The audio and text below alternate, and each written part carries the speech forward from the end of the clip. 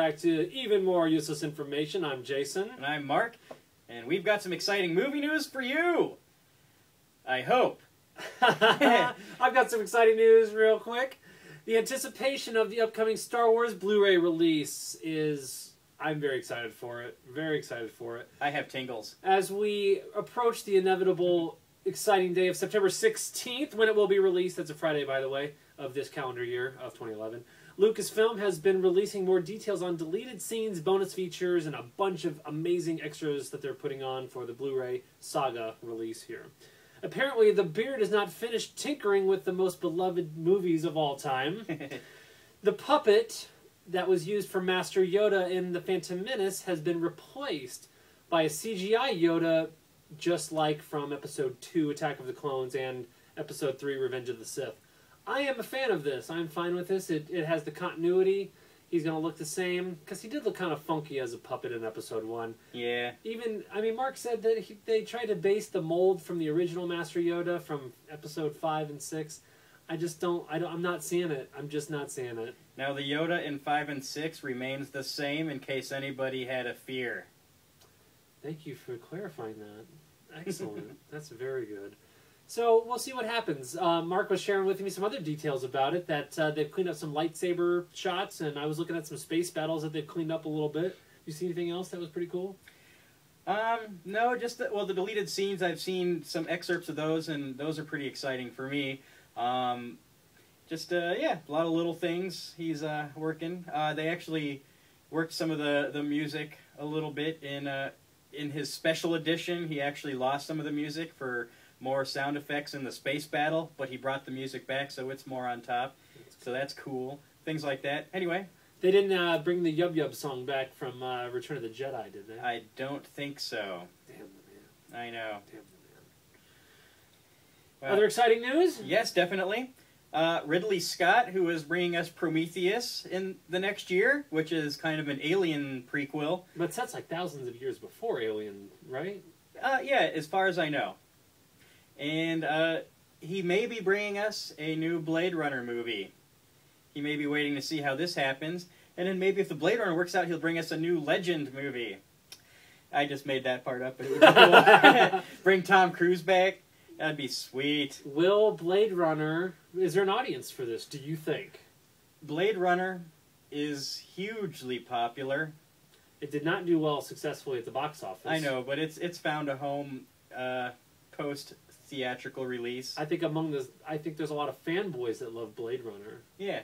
The Blu-rays sold very well, and the DVDs sold very well. Very low fan base. VHS sold quite well. I think this is a good idea. I think if they keep it in the same universe as the original Blade Runner, I'm not sure we need to see Harrison Ford reprise his role necessarily. No, there should be no characters brought back from the other one unless maybe a younger Tyrell who owned the Tyrell Corporation who built the replicants. Sorry. But, nerd. But yeah, speaking of other movies, apparently Ouija has been put on the back burner, if not dropped entirely. Another board game. And Clue, which was supposedly going to be helmed by Gore Verbinski, has also been dropped and/or put on the back burner. Well, I know that Ouija, I think that Universal bought the rights to Ouija. They are going to have to pay Hasbro $5 million when they let the movie rights lapse. Yep. So, interesting move out there, because they're making movies with Candyland, Stretch Armstrong. Maybe. Who knows?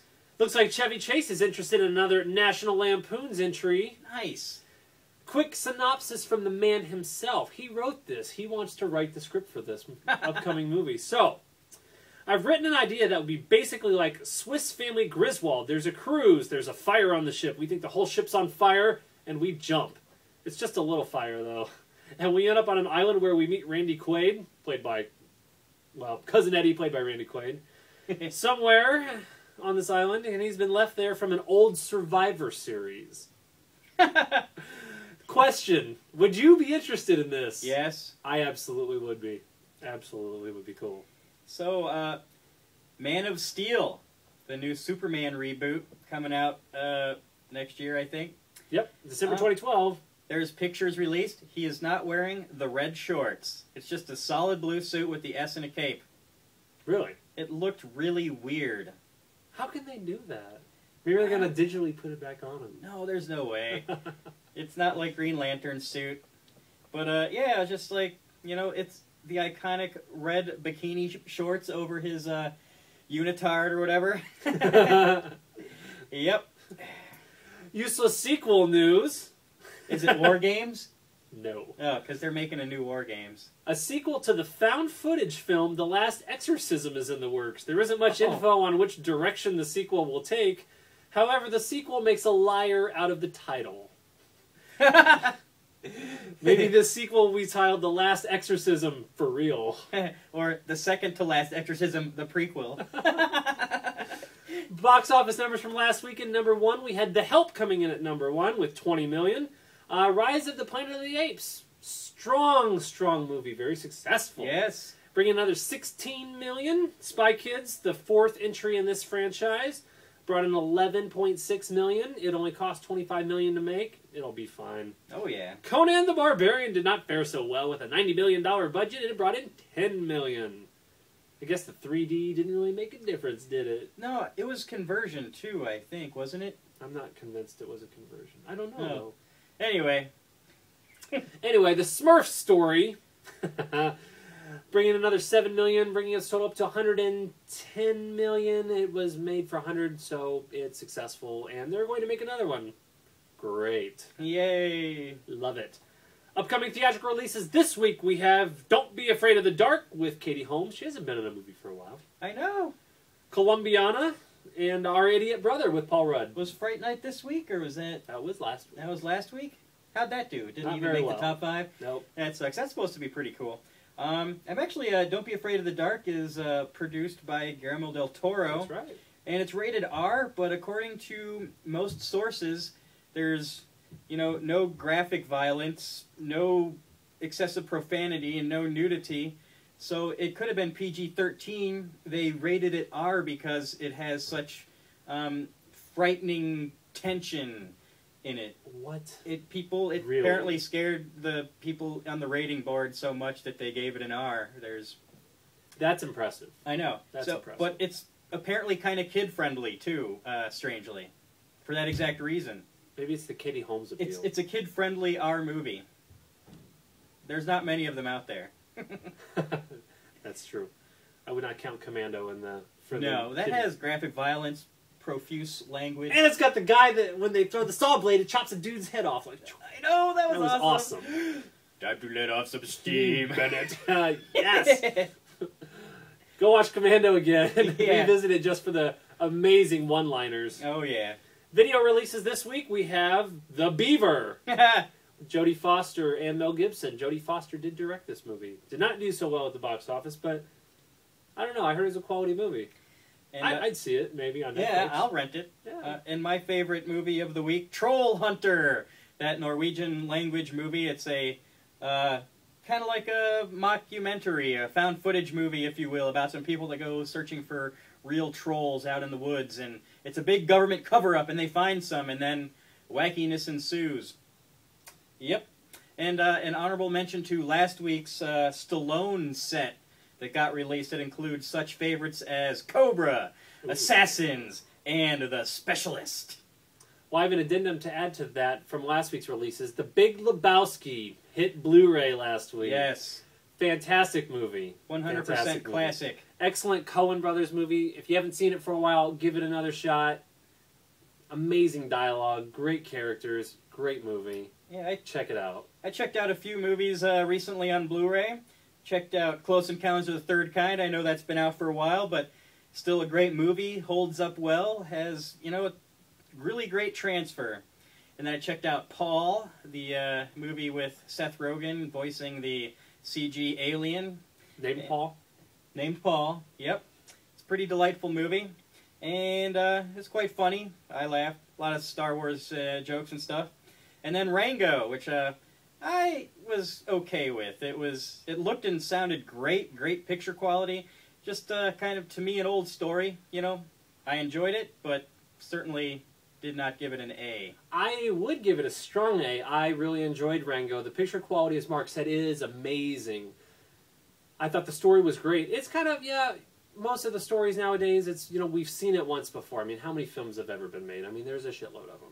47. But Rango, what really captured me was in the beginning of the movie. I don't want to give too much away, but he has the creative freedom to do whatever he wants, to be whoever he wants to be.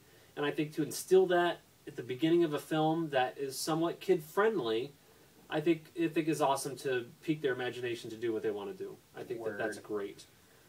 Review for me, Your Highness came out a couple weeks ago. took a watch of that with the theatrical and the unrated version of that.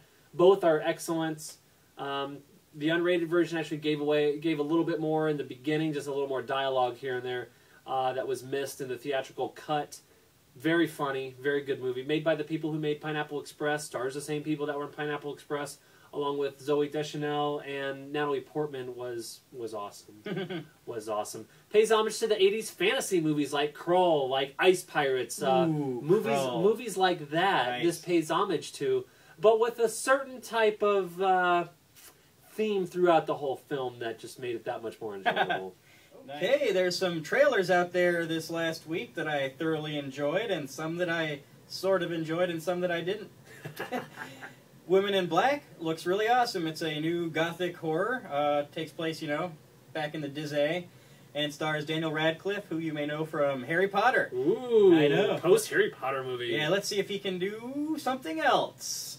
The movie itself, I don't know if it's going to rest on his shoulders alone. It looks kind of creepy.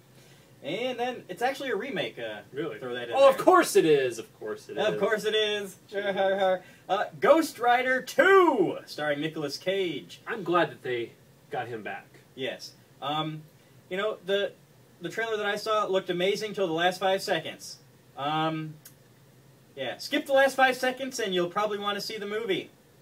I'm afraid to tell you why. And anyway, the next movie that I thought was kind of cool is Trespass, another Nicolas Cage movie. With Nicole Kidman. Word, with Nicole Kidman. And it's about some people that get followed home and a wealthy couple. And then some people try to steal some stuff from him by, you know, being mean to his wife and daughter or something like that. Well, anyway, it looks like a thriller that might actually be a thriller, so let's check that out. It'd be nice for Nick Cage and Nicole Kidman to make a movie that people want to see. I think it's been a while for both of them. Definitely, and it also looks like Nicolas Cage is playing somebody his age. Ah. Well, I wonder what hair he'll have this time. He actually looked like he had a little bit more hair, but it looked kind of like bad old teacher hair. Ooh. I think he was like a media mogul, or no, it wasn't even that cool. He was something.com, or anyway, he had a lot of money. Maybe it was real estate. Bad hair, mustache. I think he had a stash. Like a kick-ass mustache? Maybe. Yeah, I can't picture that mustache right now. That's all right. That's all right. Yep. Well, that's all I have for this week. Me too. Thank you for watching our show. Strike back with your comments. If there's any movies you want us to watch, any reviews you have, please share. Yeah, check us out on the Facebook page. Post your comments there. Or send us an email at evenmoreuselessinformation@gmail.com. Follow us on Twitter. Become a fan. Like us. And have a good day. Oh, yeah, we like you.